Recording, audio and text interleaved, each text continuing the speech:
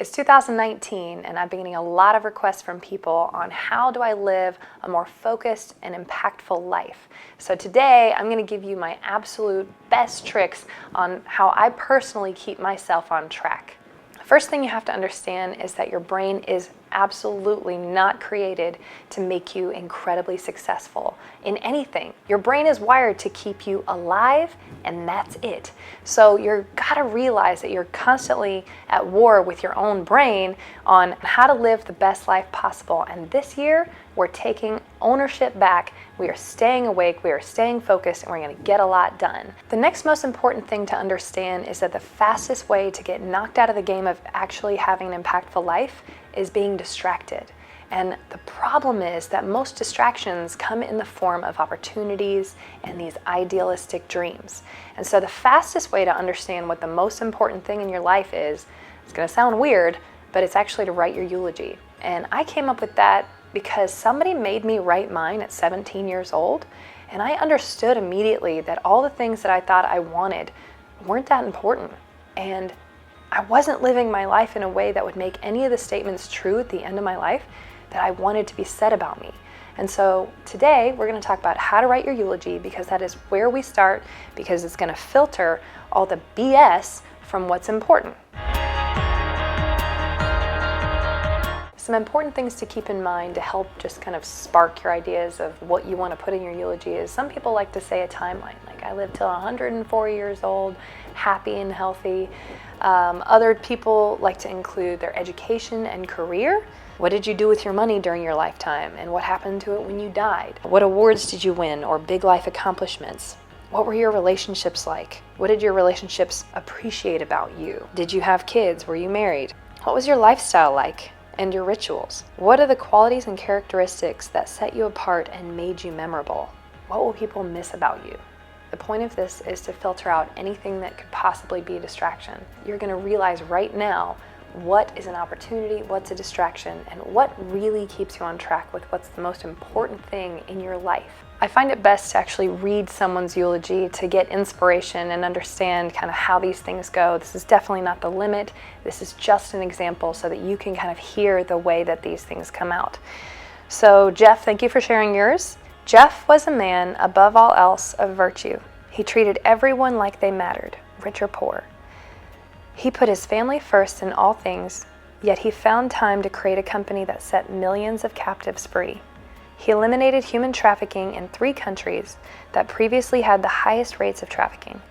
He was a brilliant man who wrote dozens of books that helped men be strong, compassionate leaders who brought heaven to earth. If there ever was a man that resembled Christ in our culture, it was Jeff. So in that eulogy, there are lots of action items, and all those action items are going to go into his 10 to 25 year plan, and then we're going to figure out how to actually make this true in his life.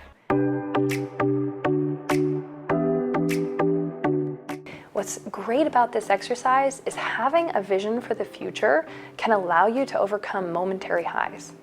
You know, depression is formed when you have no vision and you don't want to go on it. You don't want to make it to the future because there is no future in your mind. And so this exercise for many beats anxiety and beats depression because you finally have a vision for your life. The sheer fact that you are taking the time to do this exercise means you care about your life enough to actually live impactful. A lot of people tell me every day, oh, I want to change the world, I want to change the world. Well, guess what? This is how you do it. Figure out what matters the most. How do you want to change the world? And then we're going to come up with an actual plan on how to do it. And then we're going to keep it in front of us every freaking day. Because the biggest way to get knocked out of the game is to get distracted. Now that you've written your eulogy, we're going to look at that and we're going to come up with some action items. Whatever you're talking about, figure out how you can actually make that reality. And so we're going to write on our one-page plan in the 10 to 25 year category first. You will not bounce around, by God. You are going to stay on track with filling in the next 10 to 25 years. What do I want my life to look like in the relationships category? So for example, in the 10 to 25 year category, if it's in your relationship goals that you're happily married and you have a family who loves you, then in the next 1 year category, you're going to go down and put some kind of an action item that would make you have that statement be true. What do I have to do in the next 1 year to make sure that I'm on track with having a happy marriage and a family who loves me. So an example of that, of what would go in the 1 year, is to go on a family vacation. Actually spend quality time building memories and letting people know how much you love them now versus at the end of the life if you even had that opportunity. So from the 1 year, we're gonna scroll down to, what do I have to start doing in the next 90 days to make this true in the 1 year? And so, for example, if you have that we're gonna go on a family vacation and build incredible memories, then your next 90 days would be to pick that location, put it on the calendar, and maybe even pay for it. Get that action item done. So then go down to the stop category. What do I have to stop doing in the next 90 days that is going to have the potential to ruin my goals for the next 10 to 25 years? What is gonna take me out and make that never possible? So for married people, for example, stop giving each other your worth. Stop leaving your underwear in the middle of the floor if that drives them insane. Stop prioritizing work over your relationship. Figure out what those are and write them down here. And you better update this every 90 days because you should be knocking them off the list and becoming more and more hyper-focused and intentional. In the relationship category, it's not just family. That can be, who do you want your network to be? Who do you want your friends to be? How do you want to be regarded in the world? What kind of people do you want to spend your time with? So for you single people out there, if you are wanting to have a happy marriage and kids in the next 10 to 25 years, in your 1 year, you might want to put on there who you have to become to attract and keep that person. And then in the next 90 days, same thing. What adjustments do I have to make in my life to where I can attract and keep that person in my life? So in the achievements category, what is it that you want to actually accomplish in your lifetime? So for me, I want to develop third world countries. If that's something I want to be true in the next 10 to 25 years, what do I have to start doing this year to make that happen? For example, I need to be doing work in developing nations. I need to understand the science of transformation. How do you create opportunity where there is none? So what are some opportunities that I can get involved with to learn that skill? And for me, that's been BVI Stronger. So in the next 90 days, I need to read books on that. I need to make friends with that. I need to make sure that everything I'm putting in my mind is training me how to even think in this world if that's something that's really important to me over the next 10 to 25 years. So what do I have to stop doing in order to accomplish this? Well, something that could easily knock me out of the game is watching stupid stuff on TV or being glued to Instagram or eating horrible. I won't even make it to 10 to 25 years if I eat horrible. My mind won't be clear. So I've written down that if I'm not following up, if I'm not completely inundating myself with the right movies, the right documentaries, and the right books, then I'm never gonna make it. So I'm gonna stop doing the opposite of that. So in rituals and lifestyle, we're talking about where do you wanna live and what kind of life do you wanna live? What is your fitness and health like in 10 to 25 years? So that's an easy one. It's, I wake up every single morning naturally energetic and I'm not on any medication. So if that's going to be true in 10 to 25 years, what do I have to do in the next 1 year to make sure that statement's true? Well, come up with some very clear goals. Remember, the top 10 to 25 year category can be more vague, but then in the 1 year, you want to start getting really specific and you want to always have something written on here that you can check off. If I want to wake up every morning naturally energetic and not on any medication in the next 25 years, what do I have to do this year to make sure that's true? So becoming a pescatarian on the ketogenic diet, that is something that is important to me because it fits my values as well as is very good for your body and your mind. If I keep that true for the next 1 year, I'm definitely on track to making sure my 10 to 25 year goal is going to be true. So what do I have to start doing in the next 90 days? For many, it's going to be getting a trainer. For others, it's reading books and understanding your body. It could be getting your blood work done to understand how to eat for your optimal health. But I do encourage you to, no matter what, definitely have some kind of a health goal in the rituals and lifestyle category. What do I have to stop doing? Stop eating a bunch of sugar every day. For many, it's stopping drinking. It's stopping really dumb, bad habits. So in the wealth category, the kinds of things you'll want to think about putting in there is, if you're an entrepreneur, how many employees do you have? What's your impact look like? What is your revenue? For everybody else, what do you want your net worth to be? What do you want your savings to be? How much money do you want to give away? It is not holy to only have enough for you and your family. It's holy to be able to be used by God whenever He calls you to. So I want to encourage you this year specifically to not make debt your slave anymore, to be intentional, focused, not give in to the momentary highs, but have a plan and a vision for your future so that you can be used and you can be impactful in your one chance on earth. After you go through the 10 to 25 year, what do you have to do in the next year? So if you're gonna give away $1 million a year in 10 to 25 years, maybe this year you give away 100,000 or you give away 10,000 and say, every year I'm gonna double it. What do I have to start doing in the wealth category in the next 10 to 25 years? If I want to give away $10,000 this year, how can I plan for that? Who am I going to give it to? So decide who it's going to, and you're going to find a picture of that and put it up on your vision board and think about them every single day. Maybe you go ahead and verbally commit to it. So you're on the hook. Figure it out on how you can be on track. If I'm like, I'm going to give $10,000 away, but I have nobody planned, then they're not going to mean anything to me and I won't fight for it. So what do I have to stop doing? Maybe it's buying that extra coffee every day. Maybe it's playing that stupid game on your phone that's wasting all this time. Maybe it's avoiding those phone calls and sales that you need to make. Maybe it's not following up with somebody. Whatever it is, when you have a vision for how you want to help others, especially through your wealth, you're going to be able to break through things that you've never thought were possible. The most important thing to remember with this one-page plan is to stay in one category at a time. Do not go 10 to 25 here, down to 90 day here, da da da da da. It's very important to always look up, okay, in order to stay on track with the long-term vision of my life, because we're planners, we get it together, we figure this out. I have to start and stop doing this in the next 90 days. It needs to always go back to that 10 to 25 years, or else you're just gonna kind of be all over the place. And you already decided that that's the most important thing because those action items really spurred from your eulogy. Be as clear as humanly possible.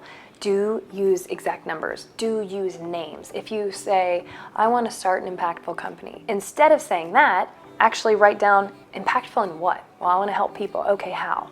I want to help people be able to buy their first home by the time they're 30. Well, what does that look like? So the clearer you can get by just asking yourself more questions, the more it's actually going to get into your subconscious. And the whole point of all this exercise is to stay on track and to teach your subconscious how to make you successful, because in your world, this is actually how you survive now.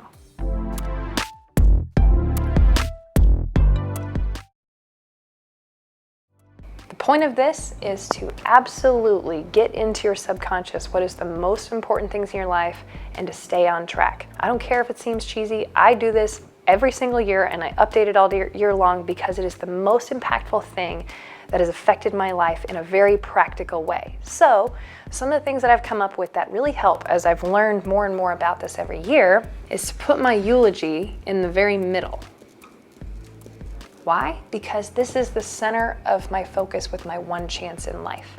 And so having that in the middle reminds me to read it every day. I don't care how morbid it sounds. I actually read mine every single day because if my day isn't actually scheduled to make these statements true, then I'm doing the wrong things. And I immediately message my assistant and say, change my schedule because this doesn't make sense.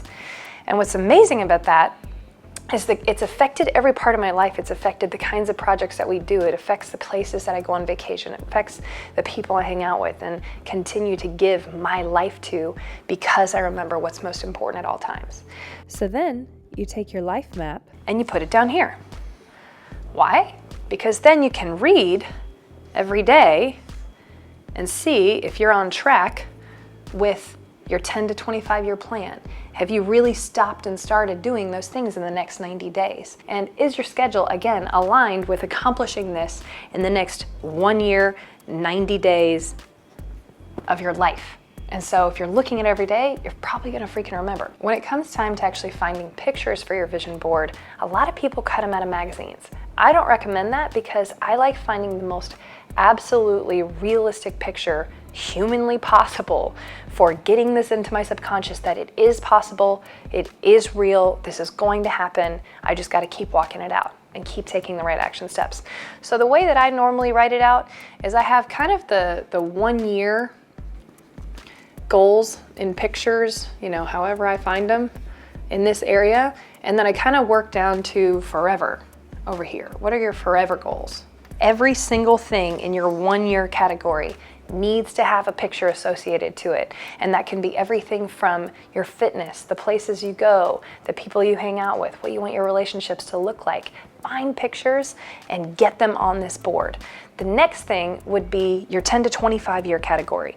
And for me, those kind of go in this area, as well as people that I want to be my friends. You know, I've got people that are totally inspiring and I want them to be close to me. I want to spend time with them. I want to get the understanding of their mind. I can't recommend this enough. And if you don't have access to them, listen to every single thing they put out there. Listen to their podcasts, read their books, find a way to get what they're putting in their mind into yours. Your 1 year goals are here, your 10 to 25 year goals are here. Find as many pictures as you can, and this is your eulogy section. Everything that you want to be true at the end of your life needs to go kind of over here. So other things to put on your board are actually words, you know, quotes that you want to live by, words spoken of your life that have meant a lot, you know, things that really exemplify who you want to become, and just stick them on there. And what's really interesting about this exercise is when you can pick out all these pictures, print them off, and then when you go to put them on the board, it's really interesting if they resonate or not.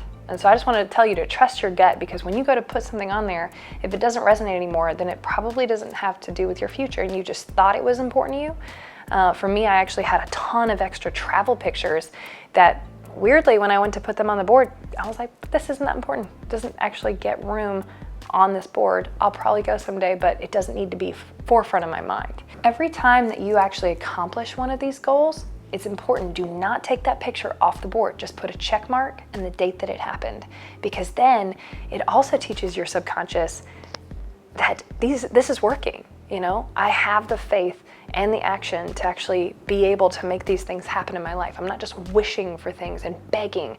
I'm actually thankful and I'm grateful, and I can see how God's pulling miracles off in my life every day. This is my active board of seeing how God puts a desire in my heart and then they actually happen. So this is it. This is truly behind the scenes what I do every single year to keep myself on track. I've been through a lot of really hard times, and it's been extremely tempting to just not try anymore. But because I have a vision for my life and I keep it in front of me every single day, and I have everything I possibly can be a reminder that I have a promise of a future and that it is good and that this is temporary. That's what has kept me away from staying in any anxiety, any depression, and anything that could knock me out of the game. So I challenge you to be intentional. Do what 99.9% of the world doesn't ever take the time to do, and get intentional with your life.